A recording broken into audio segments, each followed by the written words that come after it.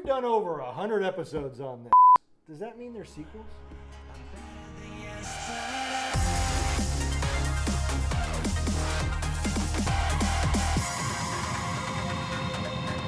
Hi, I'm Brett Mauser, and I made over 40 feature films, and some of them have been sequels. Yes, quite a few of them. Trilogies and prequels and what are things that run simultaneously to other movies? Simulquels. Simulquels. I just made that word up. I have no idea. Like Horatius. Like Horatius. Today we're going to talk about sequels, what makes them work, what makes them fail, how do you do a good one, those kind of, answer those kind of questions. Okay. So the first thing when anyone asks about, because that'll come up, what are some of the best sequels? To me, one of the only, outside of Star Wars, which I think is a monster in itself, Yeah. but when someone asks that question, the first ones that always pop in my head is, hey, can you ever think of a movie that had a sequel that was better than the original? First one that pops in my head is Lethal Weapon. Okay. I thought the first three, two built on one, three built on two. Right. Four was, it was good, but it didn't exceed, Right. But I do think that they took it and they went to a different level. Okay. To me, what you have to do now, a great movie example where they tried but failed but had the right idea was the original Romancing the Stone, and they had Jewel of the Nile. Jewel of the Nile, yeah. Because the Jewel of the Nile had a very interesting concept of, okay, what happens after they ride into the sunset together? Right. And that was very interesting. But they didn't move forward with the characters really. Yeah. It didn't advance the characters. So to me, that's a very important aspect. Is you have to advance the character. You basically, in your first movie, if you're not expecting to do a trilogy or a sequel, and even then, like in The Matrix, you have, even though they had planned a trilogy, you've got the character arc. He starts at one place, ends at the other, and he's closed off his story. Right. And then you come back with another one. How do you continue to expand that? Because you've already seen his story. Yeah. Same thing with Luke Skywalker. Yeah. We've seen him open his arc and want to be full of adventure and find his destiny. To me, one of the reasons that Empire was so great, outside of what everybody understands and knows, but is to look deeper, is from that destiny and adventure angle. Right. Whereas he wanted to be, he had to embrace his destiny. But he was in Star Wars, but he was okay with it because he wanted to have an adventure and do that. But when he gets into Empire, now he's learning that his destiny is not that adventure and that swashbuckling that he believes in, that he wants to do, Right. but it's being that mellow, peaceful, warrior monk kind of a thing. So now, he's got to, I want to be an adventurer. I want to go fight Darth Vader. Or do you fulfill your destiny, which is not going to allow you to do that? Right. And in the meantime, the Empire's all over them. Yeah.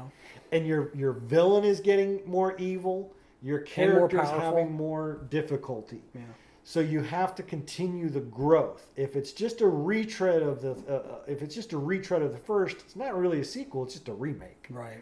So a good example of that, I think, would be Escape from L.A. You had Escape from New York, which was cool. Escape from L.A., which was cool, but it was Escape from New York. It was just on a different coast. I didn't really see Snake Plissken grow anyway. Yeah. But to be fair, Snake Plissken was kind of already where he was supposed to be. Yeah. But that's not to say that it was a bad movie. No. It was what it was. Yeah. So in a ways, there are some sequels that don't need to do that because you're just going in for the popcorn movie anyways. Well, it's like you had The Mummy and The Mummy 2. Yeah. Okay. Now, the thing I like about The Mummy, of course, is Brendan Fraser and Rachel Weisz, and I can't remember his name, who plays her brother. I know who you're talking about. Him. And they're all fabulous, And then the next one comes along. Well, now they're married and they have a little boy. And I was like, well, that's interesting. Evie is a mom, okay. And of course, it has the new issues that pop up, and we see some familiar baddies, but some new baddies, and of course, all the gang's all here again. But you get to see, of course, I don't like kid actors, never have.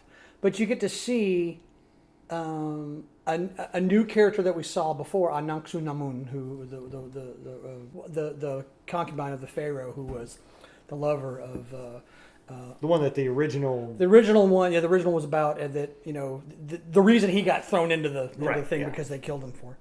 Anung-Su-Namun was her name, and Imhotep was the mummy is Imhotep. Anyway, you get to see some big baddies again. But it took the story in a different direction. Rachel Weisz's character became much more important. In fact, she became the central character, and now Rick was the Brendan Fraser. He was the sidekick, Yeah. as well. But he still you believed the characters. I still believed that they were together. They have a great chemistry together. He seemed to really love her, and was very broken up when he thought something bad had happened to her, and trying to get his son back. And so he seemed to be as swashbuckling as he's been, and he had no problem being second fiddle to her. And I thought that was fantastic. And then, of course, one of the great ones, Godfather 2. Now, Godfather, of course, took Michael Corleone from the idealistic, just back from the War Marine, and made him into, the Godfather, made him into the head of the Corleone family. Well, then Godfather 2 sees him, okay, we're moving, we're getting away from the crime, we're not going to do this anymore, and so it was still him, but it gave him a new kind of character. We're going to be legit, I don't want to do this anymore, but then it turned him into a more awful, twisted character, and you got to see him transform. You also got to see where his father came from, which was kind of interesting. A little bit of a side plot I could have bothered. I didn't really necessarily care about, but it was interesting to see. So Godfather 2 followed in that we had the same characters, the same stuff, the same fantastic cast of characters for the most part. And then what happened to them after, of course, the end of the first movie, and how, the fights and the intrigue and everything else that happened, everything from a congressional hearing into the Cosa Nostra and all the different stuff that was going on and how they handled that. It just got back to the heart of what I thought The Godfather was, but showed us Michael Corleone's further descent into the horrible, twisted person that he was, that he didn't want to be necessarily, but that he became for whatever reason. So Godfather 2, fantastic. Of course, Star Wars, I've always said good things about Empire Strikes Back. It is one of my favorite Star Wars movie.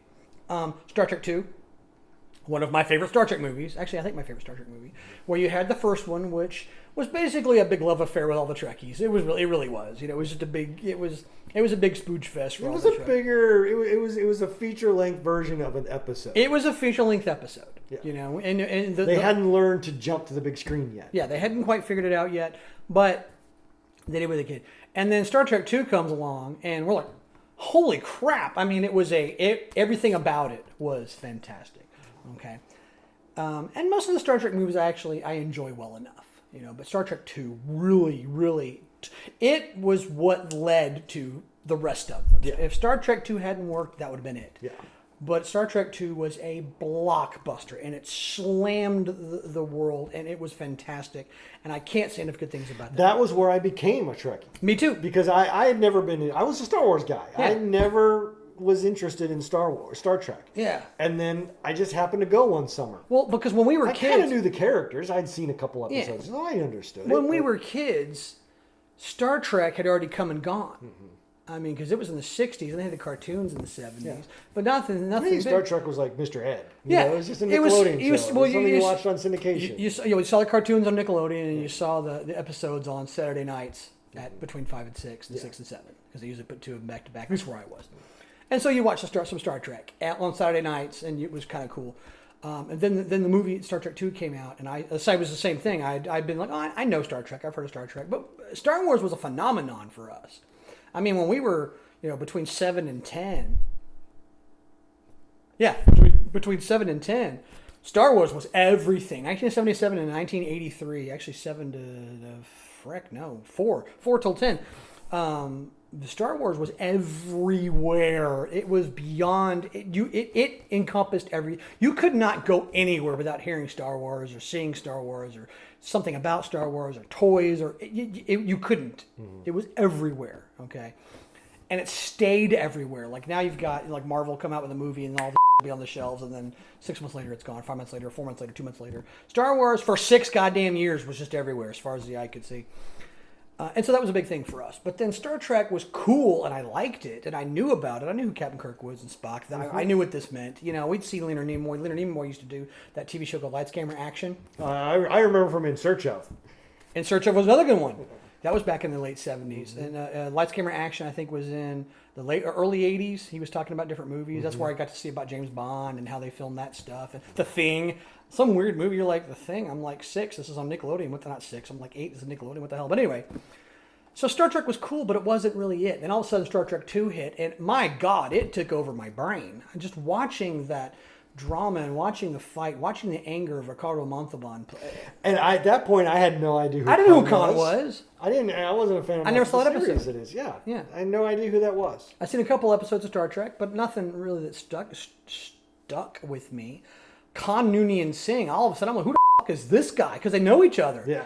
When he's like, Botany Bay. Botany Bay, oh no. And I'm like, what's Botany Bay? I have no idea, you know. So that's a credit to the writing of that film for people to go in that not even really know it and still get pulled in and not have to know the history of Right, Khan. because all you saw was Chekhov look at that thing and go, oh, we have to get out of here. And of course, the captain's like the rest of us. What's going on? What's going on? No, we have to go. Damn, we got to get out of here. You know, and it's too late. It's too late. And then, of course, when you see Khan, of course, they have to explain how it is. And everything, all the exposition was done very well. That was the first time ILM had ever made a computer animation thing, was showing how Genesis worked. The Genesis thing, yeah. A record-breaking movie of the time, showing how a sequel can propel your show, can propel your whatever into the zeitgeist again. Because Star Trek the movie did okay, but it wasn't. But Star Trek 2 was, oh my God, it was everywhere. It was everywhere. Empire Strikes Back, which of course has been 80, and of course this is 2-3 years later when Star Trek 2 comes out. So the Star Wars had kind of faded, and Jedi wasn't until next year. And so you're hitting that right in that good time period, you know, and boom, it hits. And now you've got the goods, and then there's of course some of the less good sequels. And I'm going to talk about Ghostbusters 2. Now, Ghostbusters, of course, 1984 was a phenomenon. It once again hit. It was the year after Return of the Jedi, and this is one of the next big blockbuster movies, is when it came out. And it came out and it hit like gangbusters. And I went and saw it. I didn't like going to the movie theaters because I don't like people. But I went to the movie theaters to watch Ghostbusters, and I was not disappointed by it. It was amazing. I saw it several times in the theaters, actually. And then it was 5 years later, 1989, when Ghostbusters 2 came out. And Ghostbusters 2 was kind of making fun of itself at one point because they'd all kind of, they'd taken to, you know, performing at birthday parties for kids and kind of, you know, their favored falling out a little bit. But then everything started kicking up again. And the story was, I mean, it got the gang, all the gang was back together again. Including Rick Moranis, who, let's be honest, anything he's in, I will sit and just, I don't even care what it is. I like Rick Moranis. So you got the gangs all back, you know, Janice and Rick and all the guys, and of course the four guys were there again. And of course Sigourney Weaver showed up again. And some things have changed or wherever else. As a movie, it wasn't bad. It was okay. Okay. And apparently it did pretty well in the theater. It did well.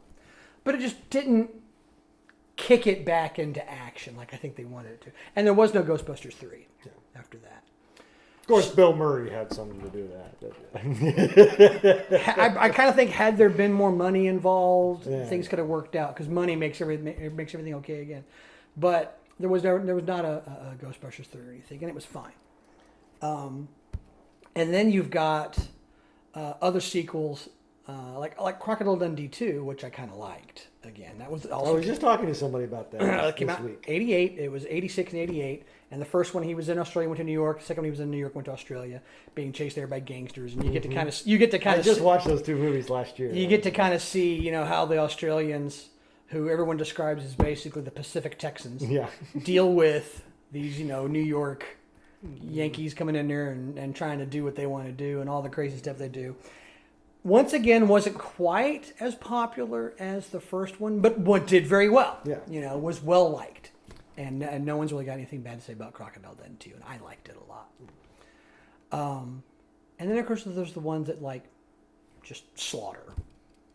Absolutely slaughter. Do you have any good ones? So Grease 2. That would be. Grease 2 is one of those. There was... to some extent, the Matrix sequels. Oh, well, yeah, I was actually one of the ones I was going to hit. I completely refused to accept that there were any sequels to Matrix. Okay. No.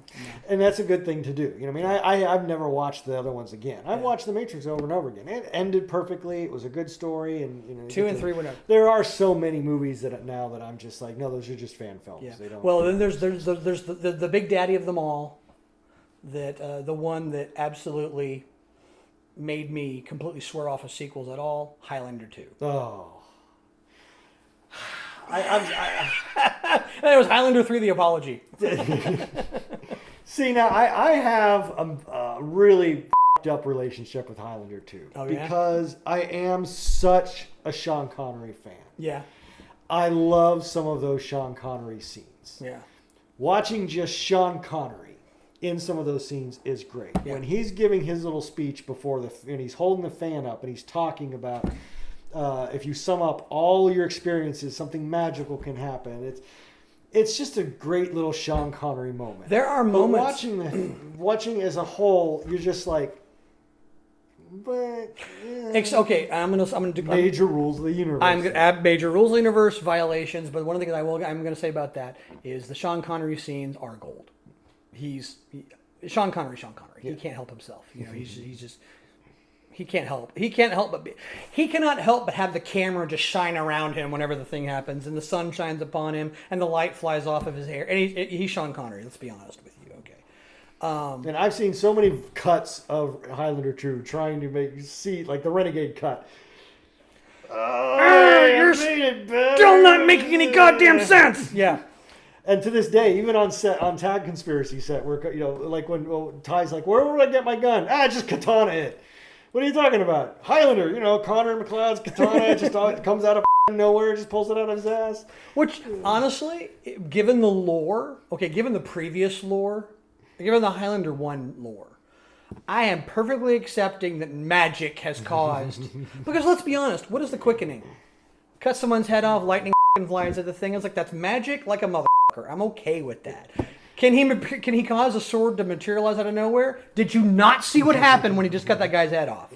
Did you not see that? But now when you put in the aliens. When you throw aliens in a motherfucker, nothing's going to work, right? Except like aliens. Yeah. Aliens is perfectly allowed to be aliens because it's in the title. You know what's going to happen. Yeah. But anytime you start throwing aliens on things, everything from freaking Highlander to Indiana Jones. Highlander to Indiana Jones to... the M. Night Shyamalan signs to frickin' Watcher in the Woods. When you start throwing aliens in things, it's not okay. Okay, stop. Stop with the aliens. None with the aliens. Quit it with the aliens. We're not okay with aliens. Stop it. Okay. So Sean Connery being Sean Connery, I will accept everything he's done as being perfectly canon, and he did it on his own somewhere, and that movie never existed. Same thing with Teenage Mutant Ninja Turtles 2, where they never actually pulled their weapons. It's like, wait a minute, guys. They've got all these weapons. Oh, because it's too violent. They're ninjas. The purpose of ninjas is violence. You didn't get a ninja to negotiate. Let's come back for a second and talk about the concept of ninjas. Yeah, Japan didn't send ninjas to negotiate after they dropped the bombs on them. Ninjas were not talking about things. If you had a ninja show up at your castle, it was going to be tense evening. It's like it's like I saw one of these little and I get what they were doing, but I saw one of the little Disney things and it had Jake and the Neverland Pirates and it says a pirate doesn't steal. And I'm like, Jake, we need to talk to you about it real quick. We need to have a little conversation. Come here, princess. We need to have a little conversation about what piracy means. It is the definition of stealing. So that's one of those things where the ninjas can't be too violent. And I was like, you do realize these are guys in like big turtle outfits caused by a nuclear fuel sludge that turned into ninjas, right?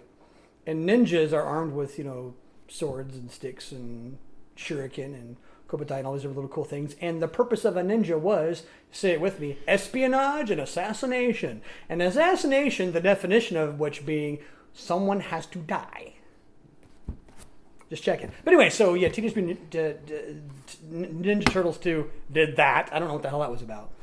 So you've got some of these sequels. Well, we're gonna say Temple of Doom, and Crocodile Dundee 2 that didn't. They were good, but they didn't really hit. Yeah, they were good. Nothing they wrong. didn't live up to the original. And another big question, I guess, is what everyone's wondering is how do you do that? How do you make that happen? What's the magic? How do you catch lightning in a bottle? And I don't think they had to worry about this too much in the past, but especially with Star Wars and the way things are now today, you have to do it for the fans, number one. Yeah. That's the first thing. When you have something like that, if you want to go, and this was going so well, I didn't want to have to bring this in, but when you bring your politics into, and your agenda into that film, don't do that to an established piece that has nothing to do with that. Yeah. Go make your own. Yeah. Because then it's no longer Star Trek. It's no longer Star Wars. Yeah. You've created something different. Yeah. And you've ripped away from the fans why they went there in the first place. Right. Sure, you want to bring more people in, but now you're going to cater to the people. Don't cater to the people who've never seen the movie before. Right. Make it so that they can get it. But your audience are the people who love the first film. Right. That's the first thing you got to do. Absolutely. I completely agree with that. It's one of the violations of the rules of the universe, as we talked, is to take something and make it something that it wasn't before, because you're going to lose your audience. Yeah. And then your next step is you have to up the ante, up the stakes. And then, just like in, if you were to continue that movie, which is literally what you're doing, you've got to keep up that, okay, we with them this way, how can we with them more? Right. You still got to keep that attitude, but I would say you definitely have to up the stakes, and you have to put your character on a new arc that is more challenging than the one before. Right. And that's what you have to do. You have to make it more, the stakes have to be higher. Right. Otherwise, it's just a rehash, and you're just making a popcorn movie. Well, like, for example, with Mummy 2, we went from him trying to get riches and everything else to now he's trying to save his son and save his family. Star Trek 2, we went from him, doing this mission and trying to figure out what the thing was and having the problem with him and Decker to now he's old and he's retired, basically. He's no longer part of the active Starfleet as an instructor, and now they get sent out to do this thing, and all of a sudden he is faced with an old enemy, and he could lose his ship and his life, and he ends up losing a good friend in the process. Huge big thing. Star Wars, of course, we had the arc where we had the swashbuckler in the beginning and the end, and now we're moving along, and all of a sudden, yeah, you won that battle, but things have not gone well since then, and they keep getting beaten, and they get beat. I mean, and actually in Empire Strikes Back, the rebels don't win a single battle at all. They lose everything that they've lost. Or that they entered. They lost the Battle of Hoth. Of course, Luke got killed, got clobbered, got his hand cut off. Finds out a secret about his father. And you've taken him and you've given him an arc that leads him in an almost impossible situation. And it kind of stops the movie at the end. You're like, what the f-?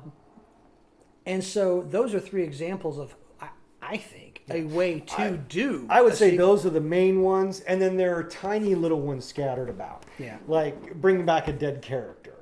Little things like that. You could do that, but and that's kind of why Star Trek 3. It was kind of like, But then in 4, they continued it on and brought it back up.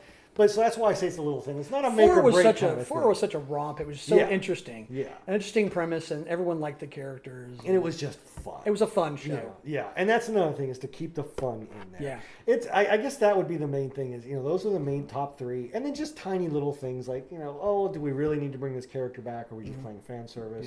Yeah. Advance it. And then sometimes, if you can't bring this character back, if they passed away or whatever, maybe you shouldn't do the sequel. Maybe it's not the same without them. Right. Or you need to take a different direction.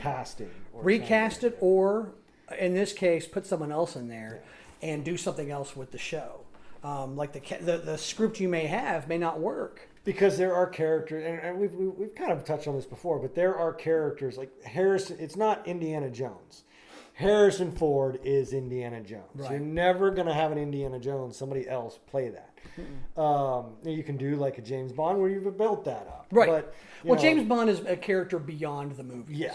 James Kirk is William Shatner. Leonard Nimoy is Mr. Spock. And that's just the way it is. Yeah. And trying to introduce them and remake them and sort of it's tough. Now, you're not far enough away, like an Addams Family, when Raul Julia stepped in and Angelica Houston stepped in, Christina Ricci stepped in. It's like, okay, but enough time had passed and it wasn't this cultural phenomenon for 20 years. Right. Star Trek fans were alive and kicking and constantly active for all that time. Right. And now you're going to try to swap it out. Yeah. It's like I gave him the first one because it was an interesting concept. And once again, I like Chris Pine. I think he's a good dude. And what's his name who played Bones McCoy? Oh, Carl Urban, yeah. He was channeling DeForest Kelley. First of all, DeForest Kelley, the old boy from Mississippi. I mean, DeForest Kelley is one of these characters. I wish I could have met him. I met Jimmy Doohan. I've met William Shatner. I wish I could have met him because he seemed to be. But anyway, all that being said, the guy Carl Urban was that irascible. Do you got any? You got some reason you want my atoms scattered all over space? And I was like, oh yeah, okay, that's totally yes, that's Bones McCoy. So give me something. Tell me something I don't know. The way he was angry and grumbling and blah blah blah, which reminds me of the very first time I saw Bones McCoy again on Star Trek One when he's like, "They drafted me," and he was so mad about the whole thing, And the whole time you saw him in the Star Trek movies, and who Bones McCoy was, and even the very first episode of Star Trek Next Generation, and you're like, "Oh my God, that's him!" Having Bones McCoy on board the Enterprise D tied them together. And when fans were watching the show going, I don't know. And all of a sudden DeForest Kelley's on the even wearing the old Star Trek pants. Did you notice that? Even wearing the old Star Trek boots and pants. And everyone's watching it. And all of a sudden you could almost hear, because we were only 14 back then. You could almost hear the collective gasp of the geekdom watching this episode. It was a Saturday because it came on Saturday. First time I saw it. Watching it and going, holy crap, that's, everyone's like, oh, you could hear it. Okay. So they tied those two together. Okay. And so they did the fan service and that's what Bones says. She's got a good name. She'll always bring you home. Right. And so the fans were able to then, all the old Star Trek fans were like, it's almost like the new Star Trek and the old Star Trek shook hands, and they said, it was passing the baton. It was passing of the baton. It was a moment of friendship between the two. We're gonna be pals. We're gonna work together. We're gonna do this. Your movie / show, whatever it is you're doing, has to have that if you're gonna have a sequel. You have to have the fans see, recognize, and love the same characters they had recognized and loved from before. If you go changing them, rules of the universe, if you go changing them or mutating them or turning them into something they're not supposed to be, you're going to lose your guys. And the people, because the people who are going to see your sequel are the people who liked your first one. You're not, you're going to get people who want to see a blockbuster or see your movie or see whatever else because they want to see it. But if you've set it up to be Star Trek 2, to be, Star Wars 2, Empire Strikes Back, Crocodile Dundee 2, Highlander 2, you need to have the same continuity, characters, adventure thing. And like you said, step it up a notch, kick it up a notch. You got to take it up. You got to do something else. Make the stakes higher. Do something about it. You have to do that, or what are you doing? Other than ruining your franchise. Yeah.